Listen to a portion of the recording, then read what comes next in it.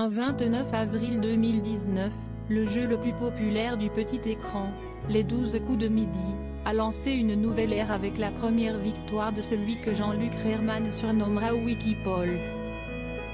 L'histoire d'un jeune homme, Paul El-Rarat, atteint de la maladie d'Asperger, mais qui a épaté la galerie à travers une montagne de connaissances en possession de l'étudiant. Une élimination surprise en octobre 2019. Au fur et à mesure des victoires, le public l'a vu comme l'élu, celui qui allait détrôner l'encombrant Christian Quesada.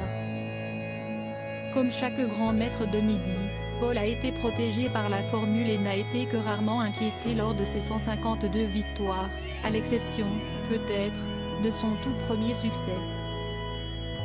Son élimination a constitué une énorme surprise puisqu'elle est intervenue lors d'un duel qui n'avait rien d'insurmontable et concernant d'ailleurs son domaine d'étude et de prédilection, l'histoire. Fatigué par le redoublement des tournages et les symptômes de sa maladie, Paul a été victime d'un saut de concentration qui l'a laissé juste derrière Christian Quesada. Depuis, Eric l'a fait descendre au 3e rang. Près d'un après la fin de son parcours, celui qui est déjà revenu à plusieurs reprises sur le plateau, et même en tant que candidat dans le combat des maîtres, s'est exprimé dans les colonnes de l'hebdomadaire Téléstar. Il s'est penché sur les premiers jours de tournage du jeu et ceux-ci n'ont pas été qu'une partie de plaisir pour l'étudiant. Sur le plateau, il y a beaucoup de sollicitations sensorielles, le bruit, les projecteurs, le public.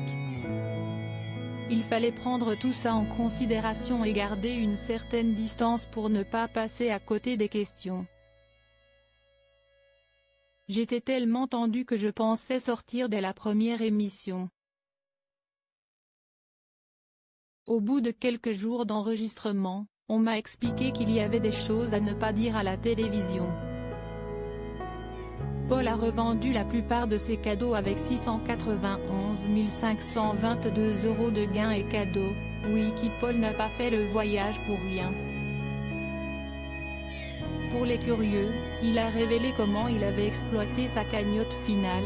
J'ai placé les 471 850 € pour plus tard. Quant aux cadeaux, on en a revendu la plupart, à commencer par les voitures. Je n'ai toujours pas mon permis.